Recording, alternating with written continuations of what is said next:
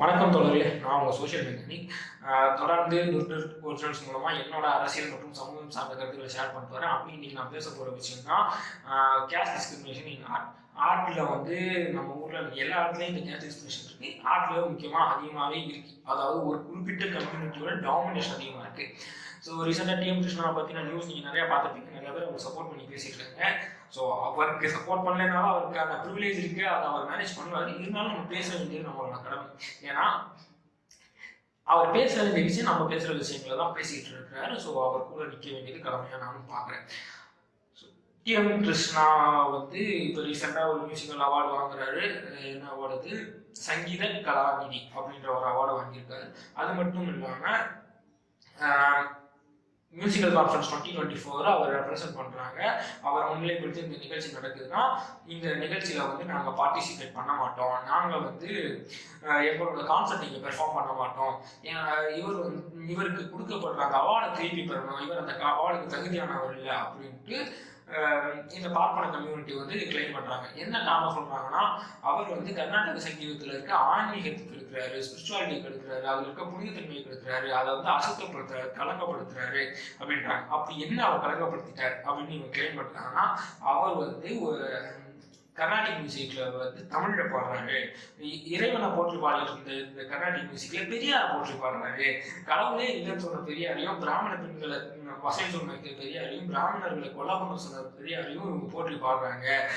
இதனால இந்த கலை வந்து புனிதத்தன்மை இழக்குது. அப்படி அது மட்டும் இல்லாம கண்டவங்கள்லாம், அதாவது தகுதியற்றவங்களை இந்த மியூசிக்குள்ள கொண்டு வராரு. இந்த மாதிரி கொண்டு வந்து இந்த மியூசிக்கை வந்து அவர் கலக்கப்படுத்துறாருன்றதுதான் அவரோட கிளைமா இருக்கு. கர்நாடக சங்கீதம்ன்றத பொறுத்த வரைக்கும் இப்ப எப்படி நம்ம ஒரு கோவில்ல போய் ஒரு கர்ப்ப கிரகத்துல நீ உள்ள போயிட முடியுமா? போக முடியாது. சில அம்மன் கோயில்கள்ல நீங்களே போய் அபிஷேகம் பண்ணலாம். எல்லா கோயிலையும் நம்ம என்ன பண்றோம், ஒரு ஸ்டேஜுக்கு மேல ஒரு கட் ஆஃப், எல்லாரும் கட்டுப்பட்டு இருக்குமா?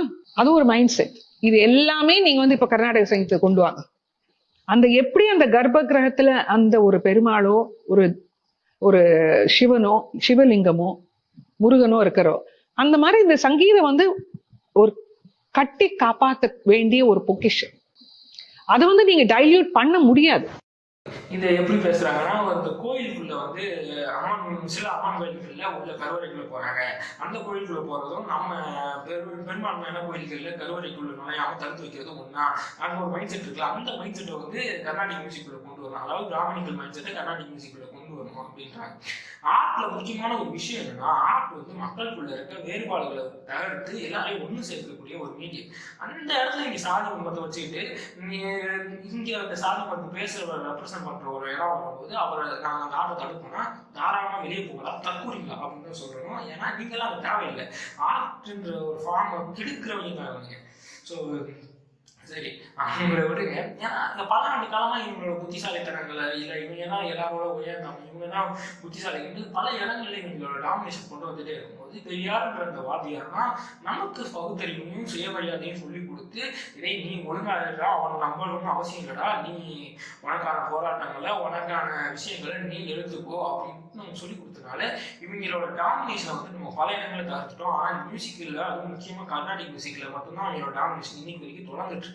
அப்ப அந்த இடத்துல வந்து டிஎம் கிருஷ்ணா மாதிரி ஒரு ஆள் வந்து இல்ல இது எல்லாருக்குமான மியூசிக், இது எல்லாருக்கிட்டையும் கொண்டு போய் சேர்க்கணும் அப்படின்னு பேசிட்டாருன்னா இவங்களுக்கு எரியுமா எரியாதா சுத்திரிச்சுட்டு வந்து இந்த மாதிரி டிஸ்கிரிமினேட் பண்ணிருக்கேன். சரி, நீங்க சொல்றாங்கல்ல இந்த கர்நாடிக் மியூசிக் வந்து ரொம்ப உயர்ந்த ஆர்ட், நிச்சயம் என்ன உயர்ந்த ஆர்ட்? இப்ப என்னோட மியூசிக், அதாவது கானாவா இருக்கட்டும், மக்கள் இசையா இருக்கட்டும், மேடை நாடகங்கள்ல பாடப்படுறதா இருக்கட்டும், ஒப்பாரியா இருக்கட்டும், இந்த மாதிரி பல அதாவது பல மேடை நாடகங்களில் பல நாட்டுப்புற கலைகள் வந்து எமோஷன்ஸையும் கதைகளையும் வரலாறையும் கேரி பண்ணிட்டு வரும். எனக்கு ஒரு கருத்தை சொல்லுவோம், இல்லை என்னை சிந்திக்க வைக்கும், என்னைய மனதில் ரீதியான ஒரு கேள்விகளை உண்டாக்கிட்டு போகும். அப்படிப்பட்ட ஒரு ஆர்ட் ஃபார்ம்ல இல்லாத ஒரு விஷயம், வெறும் ஒரு ஏஸ்தட்டிக் சவுண்ட்ல மெக்கானிக்கலா எந்த ஒரு ஃபீலிங்ஸும் இல்லாம ஒரு என்ன சொல்ல ஒரு மெக்கானிக்கல் சவுண்டிங் மாதிரி தான் நான் அதை பார்க்குறேன். அதில் வந்து எந்த ஒரு சென்ஸும் இல்லை, எமோஷனும் இல்லை, சும்மா ஒரு வாய்ஸ் வந்து எனக்கு அது புரியவும் மாட்டேங்குது. ஓகேவா, அது கேட்க நல்லா இருக்கு அப்படின்றது செகண்ட், கேட்க நல்லா இருக்கு, அதை ரசிக்கும்படியாக இருக்குன்றது செகண்டரி. பட் அதை வந்து என்னால் கனெக்ட் பண்ணிக்க முடியல. அப்போ இது வந்து நான் ரசிக்கவும் செய்கிறேன், ஆனால் அது வந்து எனக்கு ஒரு தாக்கத்தையும் கொடுக்குது, ஒரு கதையை சொல்லுது, ஒரு எமோஷனை கேரி பண்ணிட்டு வருது. அந்த மியூசிக்கில் இல்லாத ஒரு விஷயம் வெறும் ஒரு ஏஸ்தட்டிக் சவுண்ட்ஸில் வந்து என்ன வந்துருச்சு அப்படின்றது எனக்கு புரியல. இப்போ மிச்ச ஆர்ட்ஸ் பார்த்தீங்கன்னா கானாவாக இருக்கட்டும், இல்லை ஒப்பாரியாக இருக்கட்டும், எந்த வித ஆர்ட்லேயும் ஒரு கதை சொல்கிறாங்க, வில்லுப்பாட்டாக இருக்கும், எல்லாத்தையுமே ஒரு கதை சொல்கிறாங்க. ஏன் நம்ம சினிமா பாடல்கள் வழியாக கூட நமக்கான அரசியலையோ நமக்கான வாழ்வியல் சார்ந்த விஷயங்களையோ நம்ம கிட்ட வந்து கடத்துறாங்க. இன்னைக்கு இந்த திராவிட அரசியல் ரொம்ப ஸ்ட்ராங்காக இருக்குனாலே அதுக்கே ஆர்ட் தான் காரணம். அந்த கலைகள் மூலமாக தான் நம்ம கிட்ட திராவிட அரசியலோட சித்தாந்தங்களை மக்கள் கிட்ட கொண்டு போய் சேர்க்கவே செஞ்சாங்க. ஸோ இப்படி என்னோட அரசியலையும் என்னோட வாழ்வியலுக்கான தேவைகளையும் அதுக்கான புரட்சிகளையும் உண்டாகக்கூடிய ஆர்ட்ல இல்லாத ஒரு விஷயம், ஒரு சும்மா கசமுசன்னு கத்துற ஒரு என்ன சொல்ல எனக்கு புரியாத மொழிக்கு பாடக்கூடிய ஒரு இடத்த எப்படி கிடைக்கும், அது எந்த விதத்துல உயர்ந்ததா மாறுது அப்படின்றது தான். இது என்ன விதத்துல உயர்ந்துருச்சு, இது எந்த விதத்துல நான் வந்து இது வசந்தது இது தாழ்ந்ததுன்னு சொல்ல விரும்பல. ரெண்டுலேயுமே ஒரு கருத்து, ரெண்டுலேயுமே அந்த ஆர்ட் ஃபார்முக்கான ஒரு தேவை இருக்கு. அதை வந்து அவங்க கன்வே பண்றாங்க. ஸோ இதுல எது வசந்தது எது தாழ்ந்ததுன்னா நான் பேச விரும்பவே இல்லை. ஓகேவா? இன்னும் சொல்ல போனால் கர்நாடிக் மியூசிக் ஃபார்ம் வந்து என்னோட வாழ்வியல கலக்கிறதுக்கான எந்த ஒரு சாத்தியக்கூறுகளும் இவங்க சொல்ற இந்த பியூர் கர்நாடிக் ஃபார்ம்ல இல்லை. அதை வந்து ஒரு எனக்கு பிடிச்ச என்னால் ரிலேட் பண்ணக்கூடிய ஒரு ஆர்ட் ஃபார்மோட ஃபியூஸ் பண்ணும்போது தான் என்னால் அதை ரிலேட் பண்ணிக்க முடியாது. அந்த விஷயத்தை தான் டிஎம் கிருஷ்ணா பண்ணுறாரு. ஆனால் இதுக்கெல்லாம் முன்னாடி என் தலைவர் இளையராஜா இதை வந்து என் வீட்டுக்குள்ளே கேட்க வச்சவன் தான். ஸோ அவர் அந்த மாதிரி மட்டும் பண்ணலை. இந்த கர்நாடிக் மியூசிக்கில் இருக்க லிரிக்ஸ், கிராமணிக்கல் டைலாக்ல இருக்க லிரிக்ஸை கொண்டு வந்து ஃபோக் சாங்கில் டப்பா மூத்து சாங்கில் ஆட் பண்ணி அதை வந்து எல்லாரையும் ரசிக்க வச்சது மட்டும் இல்லாமல் தமிழ் லிரிக்ஸை, தமிழில் சொல்லக்கூடிய பாடல்களை கர்நாடிக் மியூசிக்கோட இணைச்சு அந்த அவங்க சொல்கிற அந்த கடவுளுக்கான அவங்க பாடக்கூடிய விஷயங்களோட இணைச்சு அதை ஃபியூஸ் பண்ணி அதை நான் ரசிக்கும்படியாக டெலிவரி பண்ண ஒரு புரட்சியாளர் தான் இளையராஜா. இன்னைக்கு நிறைய பேர் இளையராஜாவை கலாச்சிட்டு இருக்காங்க. எஸ் அஃப்கோர்ஸ் அவர் வந்து தப்பான அரசியல் நிலைப்பாட்டில் இருக்கிறாரு. இங்கே இருக்க என்ன சொல்ற மக்கள் எதிர்க்கக்கூடிய ஒரு அரசியல் நிலைப்பாடு எடுத்திருக்காரு. அவர் பேசக்கூடிய தோணிகள் தப்பா இருக்கு. அதை பற்றி எனக்கு ஒரு விமர்சனங்கள் இருக்கு. ஆனால் ஒரு கலைஞனா அவன் வந்து வேற லெவல். நீங்க வந்து இளையராஜா வந்து இன்னைக்கு நிறைய பேரோட கம்பேர் பண்ணி பேசிட்டு இருக்காங்க. இன்னைக்கு இந்த பிராமணிக்கல் டாமினேஷன் இசைக்குள்ள இவ்வளவு இருக்குன்னா அவர் அன்னக்கிளியில நுழையும் போது எந்த அளவுக்கு இந்த டாமினேஷன் அதிகமாக இருந்திருக்கும். ஆனா அதெல்லாம் தாண்டி அந்த மனுஷன் ஒரு புரட்சி பண்ணி இன்னைக்கு அவரோட ஆர்ட் இல்லாம இன்னைக்கு தமிழ் இண்டஸ்ட்ரியில நீங்க அவரோட இம்பாக்ட் இல்லாம தமிழ் இண்டஸ்ட்ரியில ஒரு மியூசிக் பார்க்க முடியாது அப்படின்ற அளவுக்கு அவரோட நிலையை அவர் வளர்த்துருக்காரு. அதாவது இன்னைக்கு அவர் திமிரா இருக்காருன்னா அந்த ஸ்டேட்டை, அந்த ஒரு இடத்த சம்பாதிச்சவர் அவர். அப்படி உழைச்சி அந்த அவருக்கான இடத்த உருவாக்கிட்டு அவர் திமிரா இருக்காரு.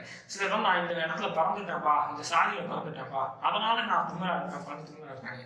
அவங்களெல்லாம் விட்டுட்டு நீங்க இளையராஜா வந்து அதை கேட்கிட்டு இருக்கிறீங்க.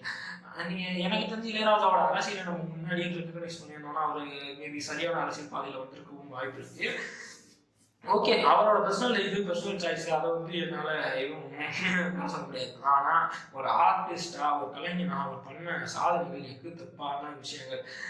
இங்கே நிறைய பேர் ஏஆர் ரஹ்மானுக்கு வந்து ஆஸ்கர் அவார்டு கிடைச்சிருச்சு, அதனால இளையராஜா பொறாமல் இருக்காருன்ற மாதிரி மீன்லாம் போட்டிருந்தாங்க. இளையராஜா படுறாரா பண்ணலையான்றது வேற விஷயம்.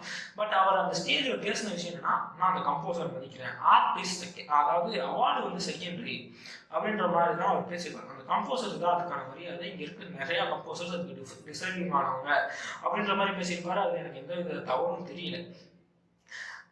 தொடர்ந்து இன்னும் சொல்ல போனா ஏஆர் ரஹ்மானுக்கு கிடைத்த வாய்ப்புகள், அதாவது அன்னைக்கு வந்து இந்த மீடியா வளர்ந்த விதம், அவருக்கு கிடைச்ச பிஆர் ரெகக்னைசேஷன், அந்த மாதிரி விஷயங்கள் இளையராஜாவுக்கு கிடைக்கல. அவர் இன்டர்நேஷனல் லெவலுக்குள்ள போக முடியல அப்படின்றதெல்லாம் ஒரு சைடு இருந்தாலும், அதையும் தாண்டி இளையராஜா இன்டர்நேஷனலி ரெகக்னைஸ்டு ஒரு ஆர்டிஸ்ட். ஏஷியாவுக்கு முதல் தடவை சிம்போனியில் போய் மியூசிக் பண்ணுவதாக இருக்கட்டும், அங்கே அவருக்கான அந்த இடத்துல அவருக்கு கிடைச்ச ரெகக்னைசேஷன் இருக்கட்டும். இப்போ ரீசெண்டாக 2021 22 பியூட்டிஃபுல் பிரேக்கப் அப்படின்னு ஒரு படத்தில் மியூசிக் போட்டதுக்கு ஆம்ஸ்டர்டாம் இன்டர்நேஷனல் ஃபிலிம் ஃபெஸ்டிவலில் அவருக்கு ஒரு அவார்டு கொடுத்தாங்க. ஸோ அதாவது original sound track, best original sound track award. அந்த அளவுக்கு இன்னைக்கு வரைக்கும் அவரோட கிரியேட்டிவிட்டி குறையல. அவ்வளோ ஆர்ட் அவருக்குள்ள இருக்கு. சிலர் காப்பி அடிச்சாருன்ற சில கிளைம்லாம் வைப்பாங்க, அதை அவரே ஒத்துக்கிட்டு இருந்திருக்காரு. ஏன்னா அவரோட கிரியேட்டிவிட்டிக்கு சோறு போடக்கூடிய கிரியேட்டிவ் ஸ்டோரி லைனை வந்து அவரும் எனக்கு கொடுக்கல அப்படின்றத அவரே சொல்லியிருக்காரு. ஸோ அந்த மாதிரி பாடல்கள்லாம் எத்தனை தடவை இந்த டெம்ப்ளேட்டில் மியூசிக் போடுறதுன்னு அவரோட பழைய டெம்ப்ளேட்டே எடுத்து போட்டிருக்காரு. இல்லை அவர் கேட்ட ஏதாச்சும் ஒரு மியூசிக் எடுத்து இதான் மியூசிக்னு நான் கொடுத்துட்டேன் அப்படின்றதையும் அவரே அதை சொல்லவும் செஞ்சிருக்காரு. ஸோ அவரோட கிரியேட்டிவ் சென்ஸுக்கு ஏற்ற ஆர்டிஸ்ட் சக ஆர்டிஸ்ட் வந்து கண்டெம்பரரியா அவரோட லைஃப்ல அவர் பார்க்கலன்றத அவர் பேசுறாரு. திமரா இருந்தாலும் ஆப்வியஸ்லி ட்ரூ. நம்ம ஊர்ல அரைச்சமாவே அரைச்சிட்டு இருக்காங்க. இன்னைக்கு வரைக்கும் காடு வெட்டில ஒரு தற்கொலை படங்கள் தான் எடுத்துட்டு இருக்காங்க. ஸோ அந்த அளவுக்கு கிரியேட்டிவிட்டி கம்மியா இருக்கு. அதாவது அப்படின்றது சொல்லலாம். சரி, அது வேற விஷயம். ஆனா இளையராஜாவோட ஆர்ட்டை எந்த இடத்துலையும் நம்மளால கூட சொல்ல முடியாது. நீங்கள் ரஹ்மானோட கம்பேர் பண்ணுறீங்கன்னா பண்ணிட்டு போங்க. அதுக்கிட்டு ரஹ்மான் எந்த இடத்துலையும் இளையராஜாவோட வசந்தவர்கள் ஆபத்துக்கு மட்டும் எந்த இடத்துலையும் ரஹ்மானையும் விட்டு கொடுக்க முடியாது. ரஹ்மானோட புரட்சியும் வேற மாதிரி.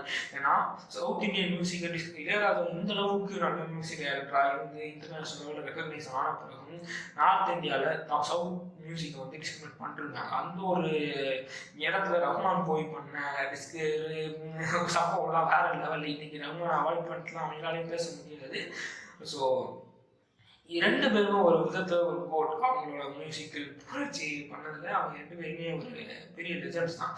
ஆனால் இளையராஜா வந்து சம்திங் டிஃப்ரெண்ட். அதாவது மியூசிக் ஒரு சினானிமாவே இளையராஜாவை சொன்னான். Ilaiyaraaja is always great. நான் ஒரு ராஜா கண்ணி, நான் அப்படிதான் பேசுவேன், நீ என்ன வேணாலும் பண்ணிட்டு போங்க, அதில் எனக்கு கவலை இல்லை. இங்கே இருக்கிற அவர் வளர்ந்த பிறகு அவர் மேலே இந்த காஸ்ட் டிஸ்கிரிமினேஷனும் இருந்துச்சு. இவரெல்லாம் நமக்கு சமமாக வந்து உட்காந்துட்டாருன்ற டிஸ்கிரிமினேஷன்லாம் இருந்துச்சு.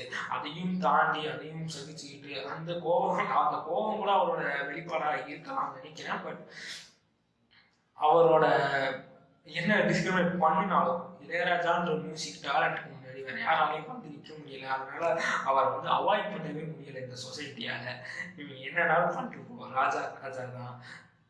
ஸோ இவனுங்க சொல்றாங்கல்ல, நான் வந்து அதி புத்திசாலிகள், எங்களை மாதிரி மியூசிக் பண்றதுக்கு ஆள் இல்லை, எங்களை மாதிரி ஒரு சங்கீத ஞானம் இருக்க ஆள் இல்லைன்ற மாதிரி இவங்க பேசுறாங்கல்ல, அதெல்லாம் சுக்கு நூறா உடச்சு தள்ளிட்டவர் தான் ராஜா.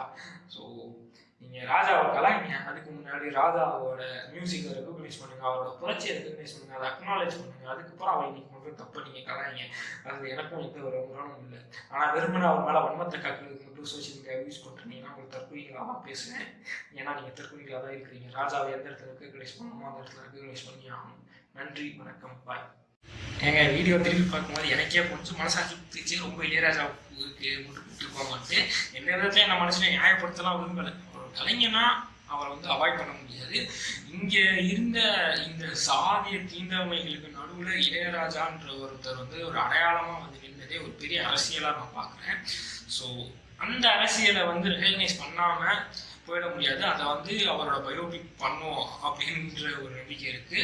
அதை வந்து நிறைய பேர் கலாய்க்கும் போது ஒரு இளையராஜா கண்ணியாக கொஞ்சம் ட்ரிகர் ஆகிட்டேன். சரி, அதுக்கு நான் பேசுகிற எதையும் நான் ரிட்டர்ன்லாம் வாங்கல, நான் அப்படிதான் பேசுவேன். நார்மலாகவே இளையராஜாவை பற்றி பேசும்போது அதை போல் நானே இளையராஜாவை கடிக்கவும் செய்வேன் அப்பப்போ. அது ஓகே.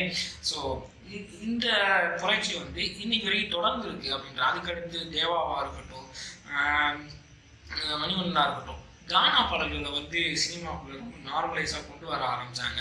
ஸோ எந்த ஆர்ட் ஃபார்ம் வந்து ரொம்ப அதெல்லாம் ரொம்ப இழிவுபடுத்தப்பட்டும் டிஸ்கஸ்டிங் ரொம்ப ஈஸியாக வந்து டிஸ்கிரிமினேட் பண்ணப்பட்டு இருந்த ஆர்ட் ஃபார்ம், அந்த ஆர்ட் ஃபார்மை வந்து சினிமாக்குள்ளே கொண்டு வந்து அதுக்கு ஒரு ரெகக்னைசேஷன் கொடுத்த பிறகு வெறும் அந்த ஆர்ட் ஃபார்ம் மட்டும் அந்த ரெகக்னேஷன் கிடைக்கல. லைக் எந்த மக்கள் வந்து சேரி மக்கள் ரவுடிகள் அப்படின்னு சொல்லிட்டு இங்கே சாதிக்கு வேற பேர் வச்சு டிஸ்கிரிமினேஷன் வந்து சென்னை மாதிரி சிட்டிகளில் நடந்துட்டு இருந்துச்சு. அந்த சிட்டிஸ் அதை வந்து மாற்றி அந்த ஒரு ரெகக்னைசேஷனை கொண்டு வந்ததும் சினிமா.